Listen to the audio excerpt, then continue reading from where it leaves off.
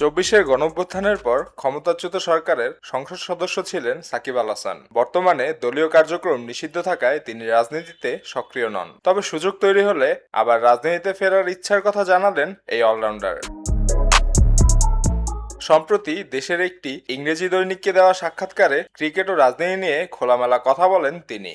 এক প্রশ্নের জবাবে সাকিব বলেন, এখন যেহেতু দলীয় কার্যক্রম নেই তাই ক্রিকেট খেলা চালিয়ে যাওয়ার দিকেই মনোযোগ দিচ্ছেন। তবে দলীয় কার্যক্রম শুরু হলে আবার রাজনীতিতে সক্রিয় হওয়ার সম্ভাবনাও উড়িয়ে দেননি।